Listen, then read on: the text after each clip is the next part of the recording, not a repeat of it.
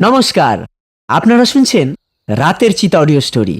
বাংলার গ্রাম, বাংলার রাত, আর তার ভেতরে লুকিয়ে থাকা অজানা ভয়।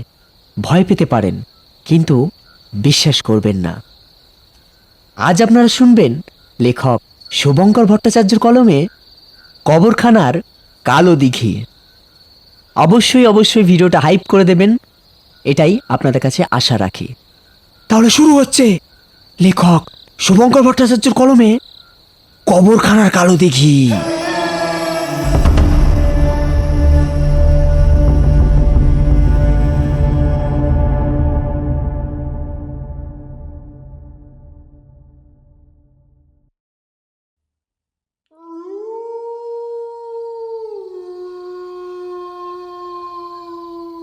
এই ধুর ধুর, কদিন ধরে একদম চুরি হয়নি।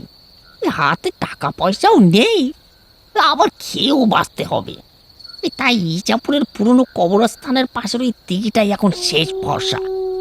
শুনেছি ওখানে নাকি বড় বড় বোয়াল মাছ আর পাঙাশ এই সব মাছ পাওয়া যায়। তবে লোকে বলে নাকি ওই দিঘিটা ভালো নয়, কিন্তু ওখান থেকে মাছ তো দূরের কথা, ওই পথ দিয়ে কেউ যায়ও না। এমনকি ওটা নিয়ে তেমন কেউ একটা কথাও বলে না। হ্যাঁ, আমি তো এখানে নতুন এসেছি, আর আমি যে চুরি করি সেটাও তো বলতে পারছি না রে বাবা। তবে গিয়েই দেখি না কি হয়। নিজের মনেই এইসব বলতে বলতে দিঘির কাছে গিয়ে উপস্থিত হলো। সেদিন ওই মাঝিটার বাড়ি থেকে জাল আর টাকা চুরি করেছিলাম বলে আজকে কাজে লেগে গেল। ছিপ থাকলে আরো ভালো হতো। যাই হোক, এই এখন যা আছে এই দিয়েই কাজটা সারি। এই এক সময় কদিন জাল দিয়ে মাছ ধরার কাজ করেছিলাম, তাই খুব একটা অসুবিধাও হবে না। পাশেই দেখা যাচ্ছে বন্ধ হয়ে যাওয়া একটা পুরনো কবরস্থান। কালো দিঘির জল এই প্রান্ত থেকে অন্য প্রান্ত ছড়িয়ে আছে। এই দিঘিটা তো আকারে অনেক বড়, এই এতটা যে বড় ভাবিনি তো। লোকটি শরীরটা অজান্তেই কেমন একটা শিউরে উঠল। জায়গাটা সত্যি ভীষণ গা ছমছমে। না, এ অত ভেবে লাভ নেই, কাজটা চটপট সেরে ফেলি। লোকটি দিঘির এক পাশ থেকে মাঝারি আকারের জালটা জলে ফেলে।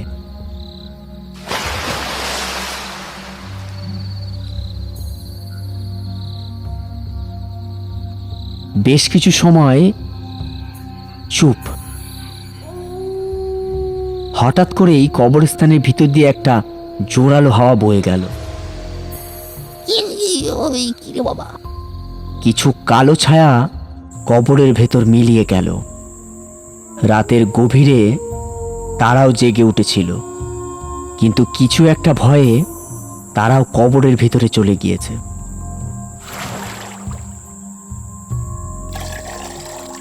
এই জালটা নড়ে উঠছে মাঝে মাঝেই, মাছ ধরেছে মনে হয় রে বাবারি। কিন্তু কিছু একটা জালটা টানছে মনে হচ্ছে। দূর, এই মাছ ছাড়া আর কি হবে, কিছুই তো নেই দিঘিতে। দিঘির মাঝখানের দিকে জলটা নিজে থেকে কিছু সময়ের জন্য কেঁপে উঠল। ওরে বাবারি, বড় মাছ খাবি খেলে মনে হয়। আরে ওই তো ছিপে মাছ বেঁধেছে, জালটা কেমন জোরে জোরে নড়ছে। ও সত্যি! লোকটি জালটা ধীরে ধীরে উপরের দিকে টানতে লাগলো। ইহ, ইহ, বাবা কি ভারী রে! ও, কিছু কালো একটা জিনিস, যেটাকে ঠিকভাবে দেখা গেল না, জলের উপরে একবার উঠেই আবার জলে মিলিয়ে গেল। আর সাথেই জলের নিচ থেকে কানে একটা বিকট শব্দ ভেসে উঠল। এখানে কে এসেছে? কে কে কে- কে- কে ওখানে? কে? কিন্তু কোনো প্রতিউত্তর পেল না লোকটি। তুই পাশে জঙ্গল থেকে শিয়ালের আওয়াজ মনে হচ্ছে। এই মাছটা তুলে আনি, বড় কাতলা মাছ ছিপে লেগেছে মনে হচ্ছে। ও সত্যি! জল থেকে মাছটা তুলতেই দেখলো কাতলা মাছের পিছনের অংশটা যেন কেউ খুবলে খেয়ে নিয়েছে। তখনও টপ টপ করে রক্ত পড়ছে। এত বড় কাতলা মাছটা অর্ধেকটা খেয়ে নিতে পারে এমন অল্প সময়? তাহলে নিশ্চয়ই এর থেকেও বড় একটা মাছ আছে এই দিঘিতে। ও সত্যি ভেবে না কেমন একটা হচ্ছে। লোকটি এইসব কথা ভাবতে ভাবতেই তখনই জলটা আবার কেঁপে উঠল। দাঁড়া, তবে দেখাচ্ছি মজা। এই বলে লোকটি জলে আবার জাল ফেলতে যাচ্ছে, অমনি জলের ভিতর থেকে অর্ধেক খাওয়া মাছটা ওর পাশে এসে পড়ে। বাবা, এটা তো সেই অর্ধেক খাওয়া মাছটা। লোকটির হাত থেকে জালটা পড়ে যায়। এবার সত্যি সে অবাক হওয়ার থেকেও ভয় পায় অনেকটা বেশি। কে কে কে কে কে কে কে কে কে আছো ওখানে? এই কে তুমি গো? জলের নিচ থেকে আরো বেশি জোরে আওয়াজটা কানে ভেসে আসে। লোকটির ভিতর থেকেই কেউ বলছে,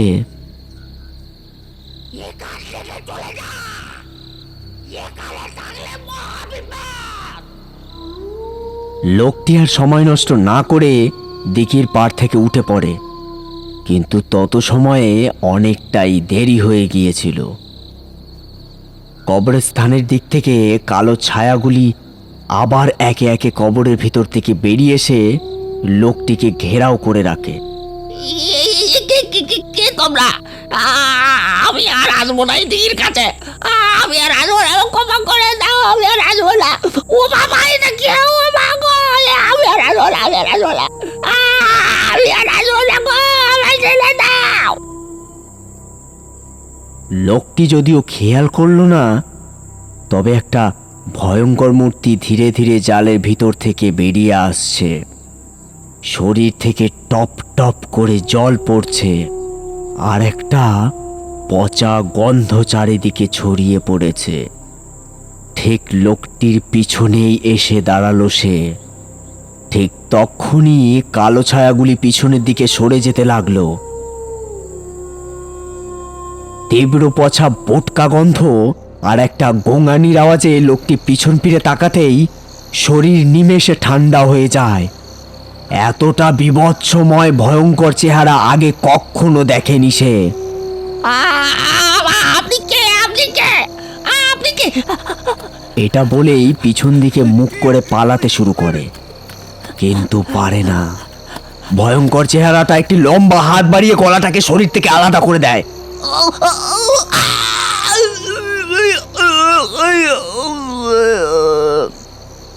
বিষয়টা এতটাই ভয়ঙ্কর হয় যে ধরহীন শরীরটা কিছুটা টলতে টলতে যাওয়ার পর কাটা কলা গাছের মধ্যে ধপ করে পড়ে যায়। সেই ভয়ঙ্কর চেহারাটি ধরটাকে হাতে নিয়ে রক্তটা লম্বা কালো জিভ দিয়ে একবার চেটে আবার দিঘির জলের নিচে নেমে যায়। আবার সব শান্ত হয়ে যায়। এত বড় যে একটা ঘটনা কয়েক মুহূর্ত আগেই ঘটে গিয়েছে তা বোঝার বিন্দু মাত্র উপায় নেই।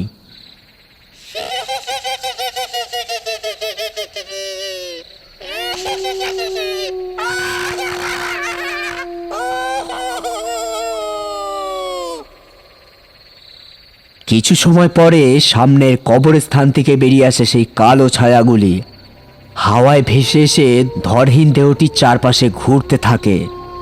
গলার জায়গাটা থেকে তখনও রক্ত বের হচ্ছে। টাটকা রক্তের গন্ধে যেন তাদের ভীষণভাবে জাগিয়ে তুলেছে।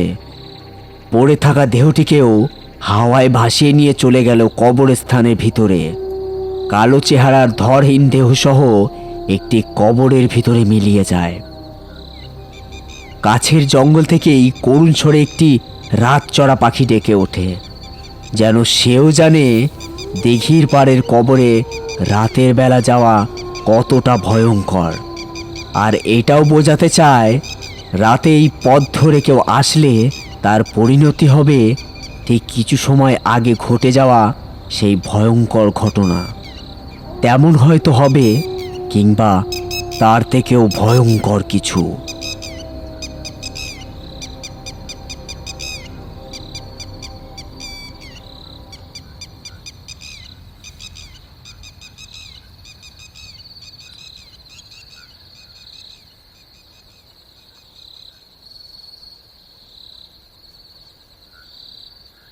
স্নান করে আসি, খাবার বাড়ো। সকাল থেকেই অন্য কিছু পেটে পড়ে নাই, ভীষণ ক্ষুধা পেয়েছে গো। তুমি আসো, আমি তত সময় খাবার বাড়ছি। শৈল স্নান করে এসে দেখে গিন্নি গরম গরম ভাত, ডাল আর মাছ বের করে রেখেছে। ডাল ভাত দিয়েই খেয়ে নেব, আর মাছ দিয়ে খেতে ইচ্ছে করছে না গো আজকে। আর তুমি বসে পড়ো খেতে, আমি না খেলে তো তুমি আবার খাবে না। উফ, কি যে বাজে নিয়ম। আচ্ছা, সে হবে খন। আগে বলো, রহিম ভাইয়ের বাবার কি অবস্থা? আর অবস্থা, ডাক্তার তো রহিমের বাবাকে বাড়িতেই পাঠিয়ে দিয়েছে। তাই নাকি? এখন কি তাহলে বাড়িতেই আছে? হ্যাঁ, বাড়িতেই আছে। ওই শহরের হাসপাতাল থেকে আবার বাড়িতে নিয়ে আসা হলো, তার জন্যই দেরি হয়ে গেল। ডাক্তার জবাব দিয়েছে আর বেশি সময় নেই ওনার হাতে। তাই বন্ধু রহিমকে বলে এলাম, মনটা শক্ত করো। বাবা মা তো চিরদিনই কারোর থাকে না, বলো। সত্যি শুনে খুব খারাপ লাগলো। অবশ্য অমন মারণ ব্যাধি তো সারেও না। শৈল আর মণি খাবার খেয়ে সবেমাত্র বিছানাতে শুয়েছে কিছু সময় হয়েছে, তখনই দরজাতে টোকা পড়ে। শৈল, এই শৈল, শৈল। শৈল আর মণির ঘুমটা সঙ্গে সঙ্গে ভেঙে যায়। রহিমের গলা তো এটা। যে ভয়টা পাচ্ছিলাম সেটাই হয়েছে মনে হয় গিন্নি। শৈল দরজা খুলে দেখে চোখে জল নিয়ে দাঁড়িয়ে আছে তার বন্ধু রহিম। সেই জল চোখেই সে জানায়, আবার নেই বন্ধু, আবার নেই। সে কি, ভেঙে পড়ো না বন্ধু, এটাই তো জানাই ছিল। চলো চলো, আর দেরি নয়। দাদা, মনকে শক্ত করুন। আপনার বউ আর মেয়ের জন্য তো আপনাকে ঠিক থাকতেই হবে। বৌদি ঠিকই বলেছেন, ওদের জন্য তো আমাকে শক্ত থাকতেই হবে। আমার আব্বাও ভীষণ কষ্ট পাচ্ছিল। গিন্নি, আমি এলাম, তুমি দরজাটা বন্ধ করে শুয়ে পড়ো। রহিমের বাবার শেষকৃত্য করে তবে ফিরবো।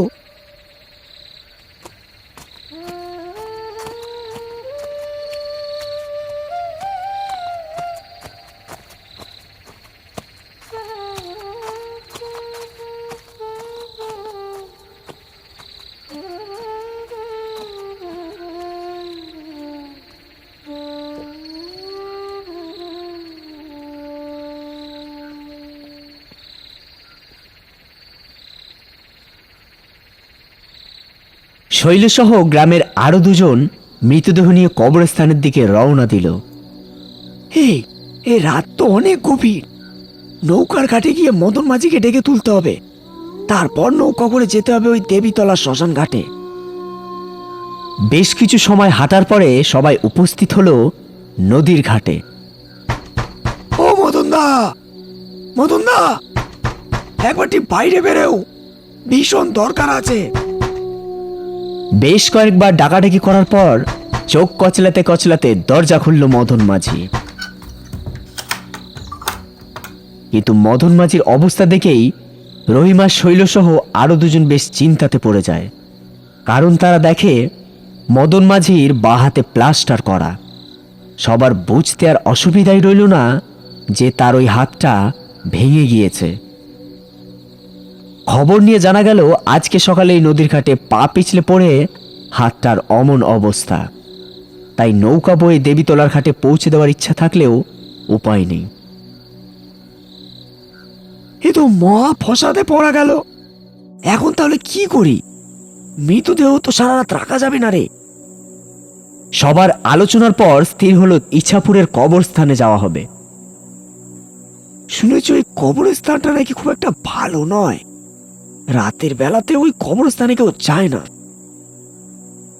রহিম আর শৈলর সাথে আসা গ্রামের আরো দুটি মানুষের একই মতামত ছিল, কিন্তু মৃতদেহ বাড়ি থেকে বেরিয়ে সেটাকে আবার বাড়ি ফিরিয়ে নিয়ে যাওয়া ভীষণ অমঙ্গলের। তাই সবশেষে ঠিক হলো ইছাপুরের পুরনো কবরস্থানেই যাওয়া হবে।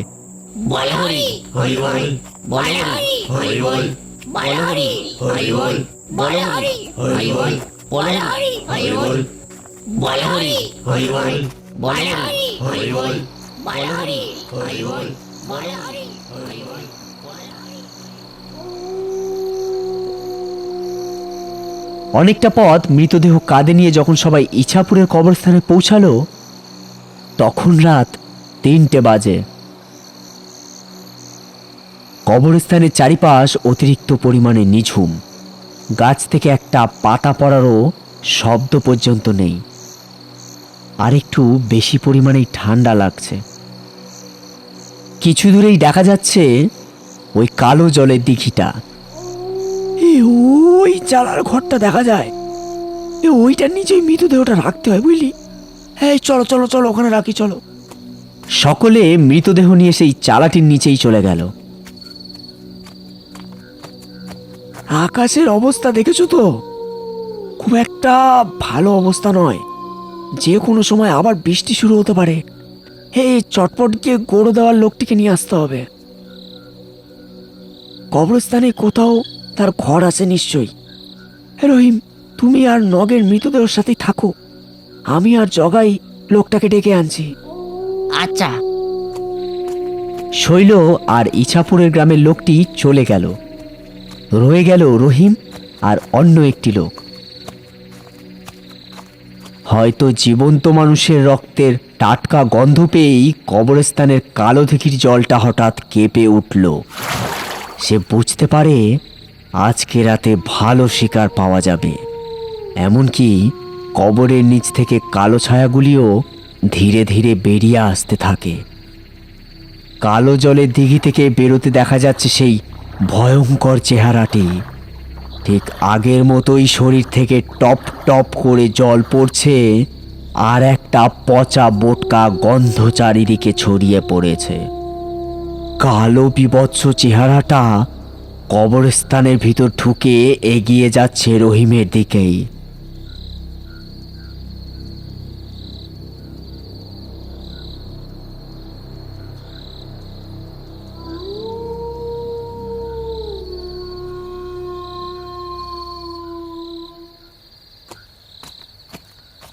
অন্যদিকে শৈল আর সেই লোকটি তার ঘর দেখতে পায়।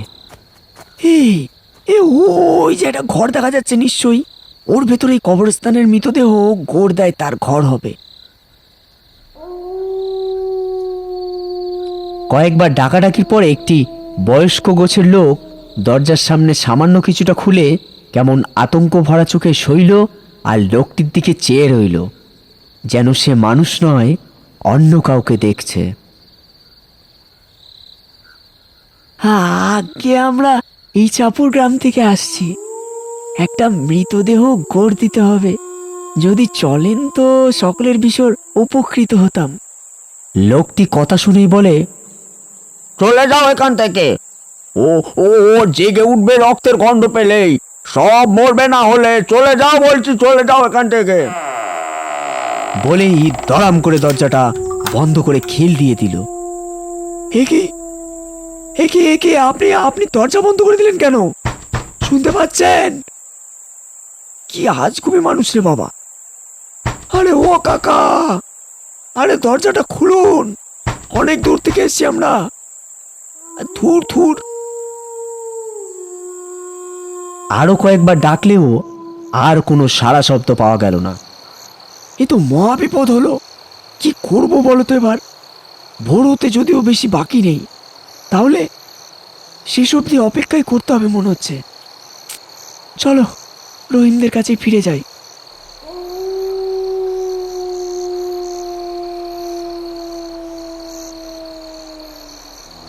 কালো ছায়াটি রহিম ও অন্য লোকটি আরো মৃতদেহর কাছে কিছুটা দূরে এসে দাঁড়ায়।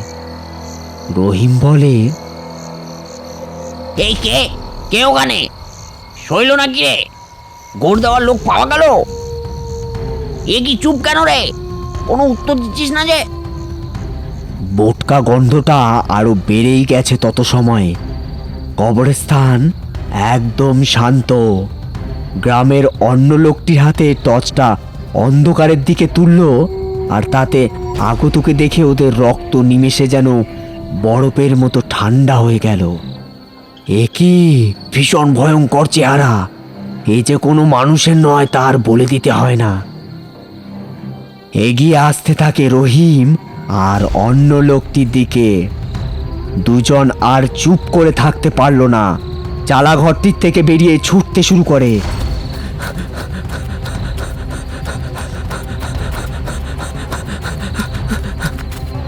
বিভৎস চেহারাটা রহিমের বাবার মৃতদেহটির কাছে এসে কিছু সময় চুপ করে দাঁড়ায়।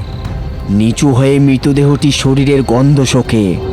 গলার আওয়াজটা শুনেই বোঝা গেল তার মৃতদেহ নয়, যেন জীবন্ত মানুষ দরকার।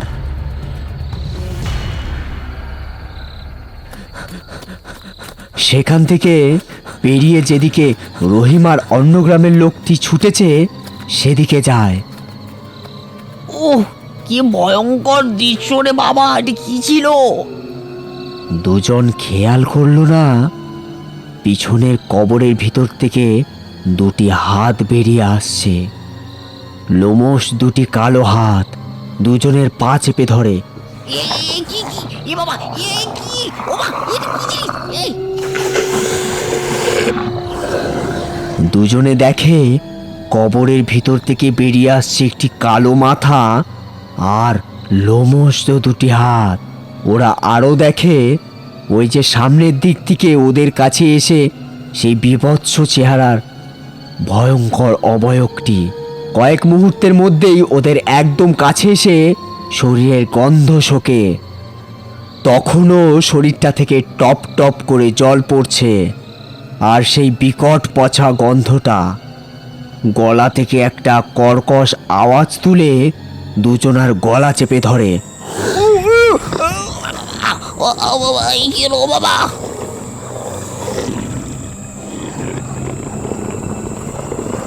ধীরে ধীরে দুজনার শ্বাস বন্ধ হয়ে আসছে। রহিম আর গ্রামের অন্য লোকটির চিৎকার শুনে শৈল আর অপরজন তত সময়ে চলে এসেছে সেই জায়গায়। সেই চেহারা দেখে শৈলর সাথে থাকা লোকটি মূর্ছা যায়। ঠিক অমন সময় দেখা যায় আগুনের মশাল হাতে শৈল এদিকেই আসছে। আর আগুন দেখে কবরের ভিতর থেকে বেরিয়ে আসা লাশগুলো দুটি হাত আর মাথা কবরের মধ্যে মিলিয়ে যায়, আর ভয়ঙ্কর চেহারাটিও তাদের ছেড়ে দিয়ে চলে যায় সেই দিঘির দিকে। শৈল দৌড়ে এসে দুজনকে ধরে।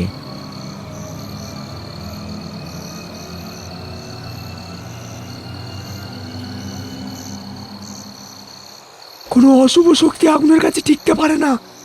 কবরস্থানে যাচ্ছি জেনে লাইটারটা সঙ্গেই রেখেছিলাম, আর শুকনো ডালের গাছ থাকাতে মশালটাও জ্বালানো গেল।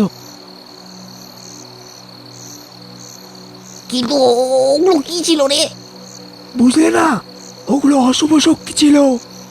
ভোর হতে আর অল্প কিছু সময় আছে, তত সময়ের মধ্যে আমাদের এই মশালটাকে জ্বালিয়ে রাখতেই হবে।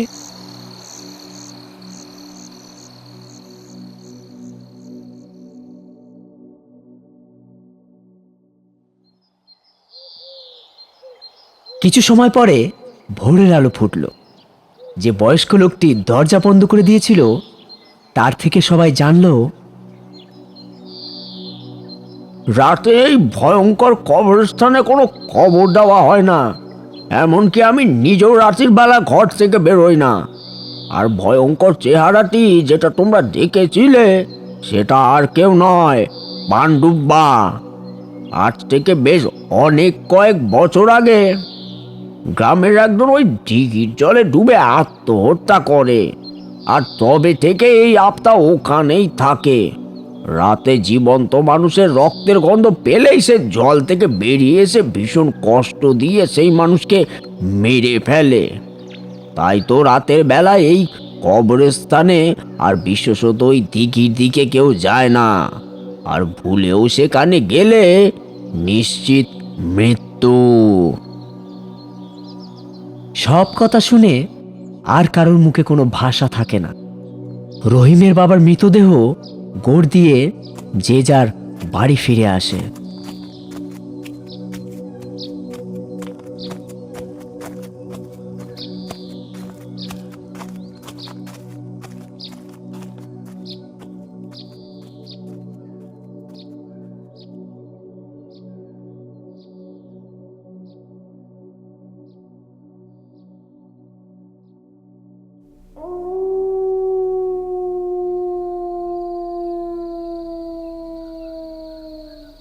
কিছুদিন পর সেই দিঘির পাড়ে একটি লোক বসে মাছ ধরতে থাকে। আর তারপর